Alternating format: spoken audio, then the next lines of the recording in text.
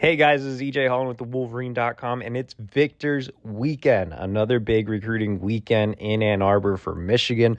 Before we talk about the 5 highest ranked visitors coming in, I want to invite you guys to subscribe to the Wolverine.com today for just $1 for 3 months. That's $1 for 3 months, less than the price of a Happy Meal for 3 months of premium access to the Wolverine.com. Or if you want to get through football season, Michigan should have another special season on the field. It's half off for an entire year, $49.99 for new subscribers only. That's $49.99 for premium access to recruiting information, team information, basketball recruiting, NIL, transfer portal, and so much more. Plus, you get to be part of a great message board community with more than 8,000 unique individual users. Come join the fan discussion today over at thewolverine.com. That's $1 for 3 months or $49.99 for 1 year. All right, guys, like I said, it is Victors Weekend, another big recruiting weekend for Michigan in Ann Arbor. Let's go ahead and start off with the highest ranked visitor coming in this weekend, and that is top 100 cornerback Aaron Scott out of Springfield, Ohio, ranked as the number 39 overall recruit nationally and the number 4 cornerback in the country. And by the way, we are using the On3 industry rankings, which take into account rankings from all 4 major services. But Aaron Scott has long been a top target on the cornerback board, a top overall priority this cycle. It's really been Aaron Scott and Bryce West at the cornerback position. And obviously Bryce West just visited this past weekend, but it does look like Ohio State still has the lead there. I've always said Michigan has a better chance with Aaron Scott, and I definitely feel that way. He's a guy that's really connected well with Steve Klingscale, Michigan's co-defensive coordinator and area recruiter in the state of Ohio. He's bonded really well with a lot of commits, including the guys coming in from Ohio, like offensive lineman Luke Hamilton, Ben Roebuck, running back commit Jordan Marshall, and even some of the other guys in the class. Jacob Oden, defensive back out of Harper Woods in Michigan, has bonded really well with Aaron Scott as well. So the fact that he's building friendships with the commits, the strong relationship he has with Michigan co-defensive coordinator Steve Klingscale, I think all bodes well for Michigan. But on top of that, Michigan has a need at the cornerback position. You look at the roster this year, and it's an open competition opposite of Will Johnson. So it's an easy pitch to Aaron Scott to come in and get significant time as a true freshman. As a player, he is one of the best corners in the country. He does have that type of talent to come in and make an immediate impact. Now, Aaron Scott is also one of the most important recruits on the board because there isn't a lot of corners behind him. Like I said, the focus has been, the majority of the cycle has been on Aaron Scott and Bryce West. So if you miss out on both guys and you have to pivot, that's going to create a little bit of a jam because, there aren't a lot of options behind them. Even some of the guys that were in the next tier, like Andre Evans, are moving on. Evans is set to commit this weekend, and it looks like it's not going to be Michigan. So I think right now, landing Aaron Scott is of the utmost priority. He is the big fish coming in this weekend, and beating out Ohio State's going to be tough, but Michigan is more than capable of doing it. I have some optimism going into the weekend. I think Michigan actually can take the lead this weekend. But the thing is, Ohio State gets that last official visit. So even if Michigan does take the lead this weekend, can they keep the lead? It'll be an interesting few weeks after this official visit. But getting him in this weekend in particular, Victors Weekend, is super imperative because he gets an opportunity to be around so many of the commits. They're double-digit commits coming in, I believe. So a lot of time, with guys that are already going to Michigan and will be pitching him all weekend, including our next highest-rated guy, Jordan Marshall, running back out of Cincinnati Archbishop Moeller, ranked as the number 88 overall recruit in the country and the number 7 running back nationally.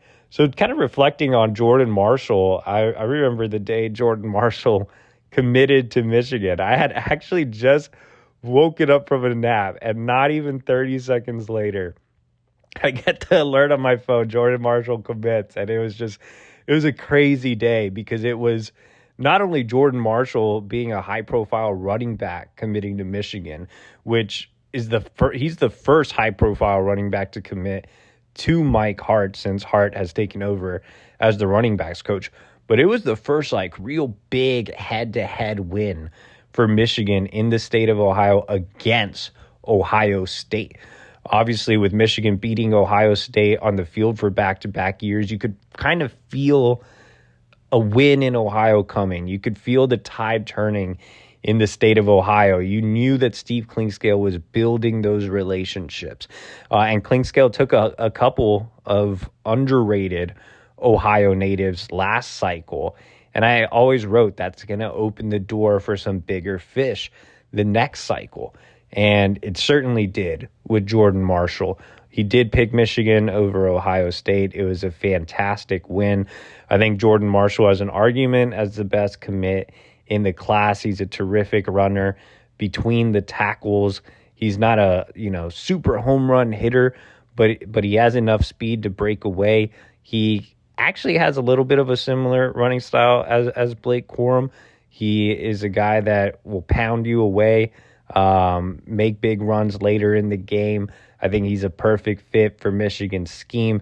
He's one of the more elite backs in the entire country this cycle. So just a massive win from a position perspective, from just a perspective of beating Ohio State, from a perspective of winning a big recruiting battle in Ohio. I think Jordan Marshall was one of the more critical wins this recruiting cycle, and he'll have a chance to come in and start like as a true freshman. I mean, if Blake Corum's going to be gone, obviously, and if Donovan Edwards makes the leap to the NFL, I mean, I wouldn't be surprised if Jordan Marshall comes in and takes a bell cow role right away. He is that talented. Our next highest rated recruit coming in to Michigan this weekend for Victors Weekend is another commit, Brady Preschorn, the number 7 tight end overall in the country and the number 90 recruit nationally out of Rochester Adams. Look, Brady Preschorn was the big fish in state. He doesn't do a lot of interviews. He's super quiet. You don't really see him much on social media. So I think he's one of the guys that kind of just gets lost in the sauce when it comes to a class full of vocal recruiters that are all over social media. But Brady Preschorn also has an argument as one of the best commits in the class. I really love his ability. I had a chance to see him live in game when he was an underclassman, and he just caught my attention with his size. Now his team is very run heavy, but he still makes a lot of plays as a split end. He's very comfortable blocking as well. He's a legit 6'5.5", 225 pounds, has the frame to add a lot of good weight. I think Preschorn is definitely one of the top tight ends nationally. This was another big win. And, even though there was no, superstar recruit in the state of Michigan this cycle, you didn't have like a Bryce Underwood or a Dante Moore or Will Johnson or any of those types of, real 5-star type of guys. I think Brady Preschorn is the number 1 player in the state of Michigan, and I think it was another fantastic win for the Wolverines. Next highest rated recruit coming in is Andrew Sprague, the number 9 offensive tackle and number 138 overall prospect nationally. 6'8", 295 pounds, just gigantic offensive lineman out of Kansas City Rockhurst. Andrew Sprague has long been one of my favorite prospects on the offensive line board. When me and my coworker Zach Libby did our recruiting draft early in the offseason, Sprague was one of my takes along the offensive line. I mean, he is such a physical specimen. He's a towering tackle. He uses his length and his size to his advantage. He has really good feet for a guy that size. He buries people. He knows how to finish blocks. I think he's going to fit right in with Michigan's offensive line culture, that smash culture under Sharon Moore. I think he's one of Michigan's next great offensive linemen. So Michigan fans should be really happy about Andrew Sprague. I think he's going to be dominant in the trenches. Really excited to see him get to Michigan and what his body can transform into under Ben Herbert. The sky's the limit with Sprague. I think by the end of the cycle, he'll likely be a top 100 recruit. He's almost there. Lastly, a big target coming in. The final visitor we're going to talk about is on 300 offensive lineman Michael Uini out of Copper's Cove, Texas, ranked as the number 148 overall recruit nationally, and then the number 10 offensive tackle. So he's right behind Andrew Sprague. Remember, Sprague, the number 9 tackle, Uini, the number 10 tackle. And look, Uini has that same talent level. I think he's the best offensive lineman, basically most realistic offensive line target remaining on the board right now. I had a chance to go down to Texas and see him this spring. I mean, he is massive. He's listed at 6'7", 275, but I actually think he might be closer to 295, just kind of a really similar build as Andrew Sprague, and kind of similar game too. I mean, he's a guy that moves well for his size as well.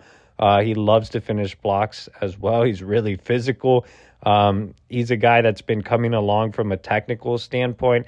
He actually started off in a weird offense. I think they kind of ran a wing T before they got a new head coach at Copper's Cove that transitioned them to the spread.